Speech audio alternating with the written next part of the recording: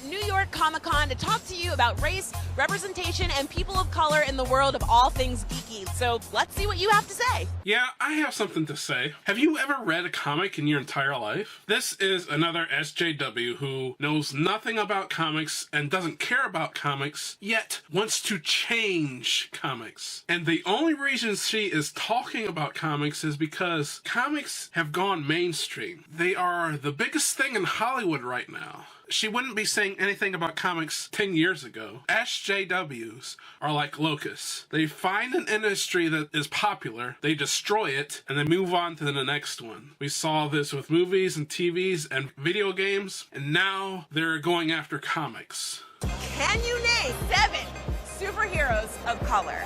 First, look at the people she cherry-picked here. All of them are diverse, which means no straight white men allowed. Okay, looks like you got a Hispanic man. By the way, Quail Man from Doug is not a comic book character. You have an Asian man with a gender-bending Wonder Woman costume. By the way, there is a Wonder Man, and I guarantee this guy did not know this. And you got a, I'm guessing, Hispanic?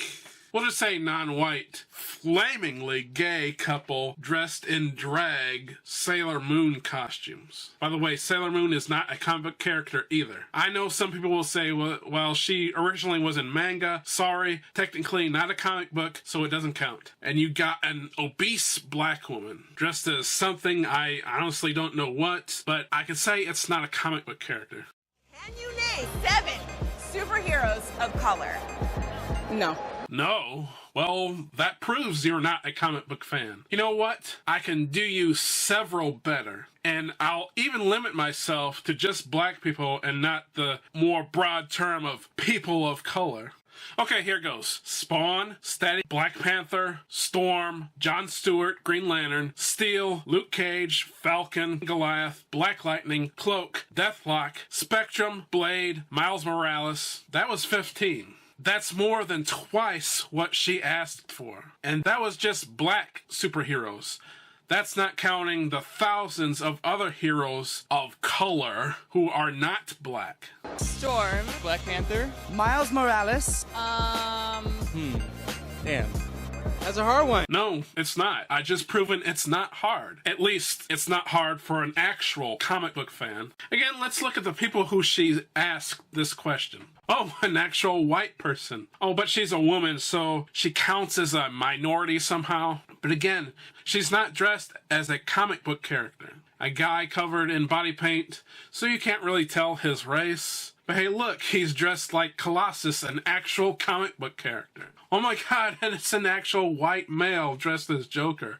But he seems to have the makeup of the Heath Ledger Joker, not the comic book Joker. And he's with a guy dressed as Deadpool, and his costume fully covers his body, so we don't know what race he is. And I wonder if he just saw the movie Deadpool, or he actually read the comics. A Hispanic woman as a gender-bending Spider-Man. I wonder if she knows there are actually several Spider-Women. Hispanic Nightwing and a Stormtrooper. Again, Stormtroopers did not originate in the comics. Green Lantern. Bumblebee. Bumblebee, good. That's another black character I forgot. That makes it 16 on my list. By the way, notice that she is a woman and she is in a wheelchair. That's double oppression points there. Also, she's not dressed as a comic book character. Angel from X-Men. No. Wait a minute. Yes, Angel Salvador from X-Men is a person of color. He's not talking about the first Angel from X-Men, Warren Worthington, which is who his partner mistakes who he's talking about. He's talking about Angel Salvador, who was played by Zoe Kravitz in X-Men First Class. But it seems they cut this out of the video to mislead the audience. Pink, yellow, blue. Well, we're talking like people like natural colors.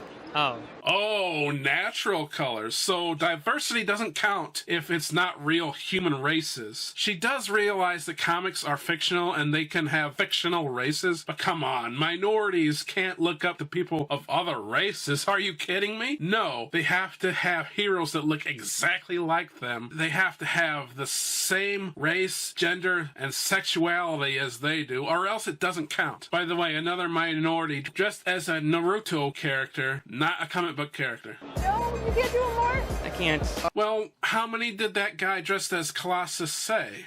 He could have said way more than 7, but since this video is heavily edited, we'll never know. And they don't want you to know. I find it hard to believe that a supposed X-Men fan, X-Men being one of the most diverse teams in comics, can't name 7 heroes of color. I can probably name 7 on the X-Men team alone. Okay, Storm, Jubilee, Thunderbird, Psylocke, Warpath, Bishop, Forge, and I can go on. That is 7 in X-Men alone. Either this guy is not a fan of the X-Men, or they edited out his answers.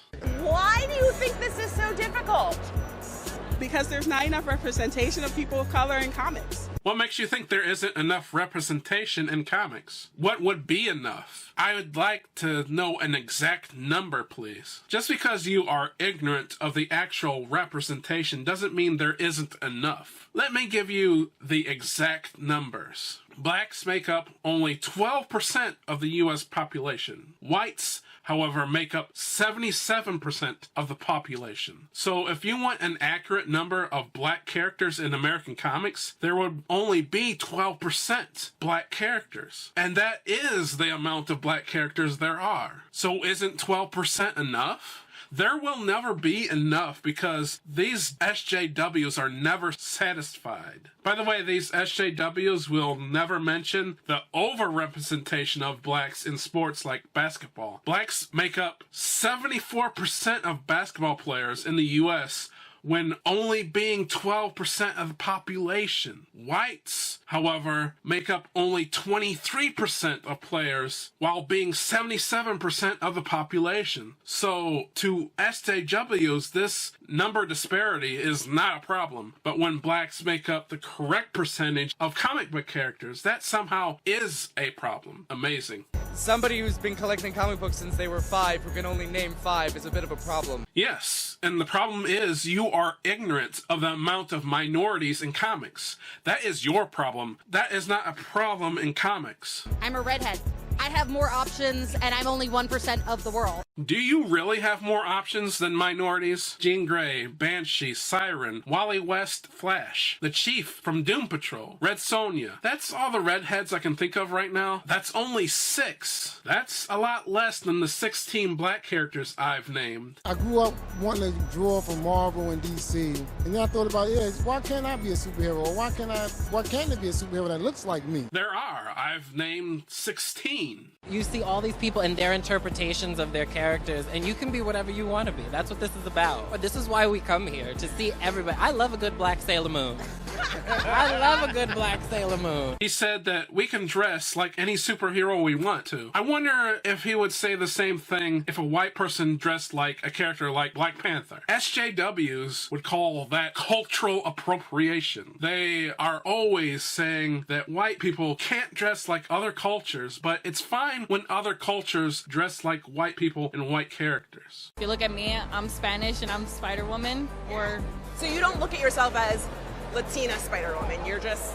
Spider-Woman. No, she's not dressed like Spider-Woman. She's dressed like Spider-Man. Spider-Woman's costume doesn't look like that. I can almost guarantee that she doesn't even know that there are several Spider-Women. Fandoms actually are much more accepting for the expression of what it is. I get a lot of people who are like, yo, we should make something for your chair, because there's not a lot of characters that are disabled. Let's see, Professor X, Daredevil, Captain Marvel Jr., Freddie Freeman, the Chief from Doom Patrol, Silhouette, another minority, and that's just off the top of my head. Yes, that is very few, but they do exist, and there are still way more black characters than disabled people. When we've talked about the possibility of changing the race of some characters that everyone knows, sometimes people get really upset about that. That's ironic, since black people get upset when they change a black character to white. They call that whitewashing, and they say that's very bad. But for some reason, it's not bad when white characters are changed to be non-white characters. That's good for some reason. Yeah, you know, like, look, there's some traditional characters that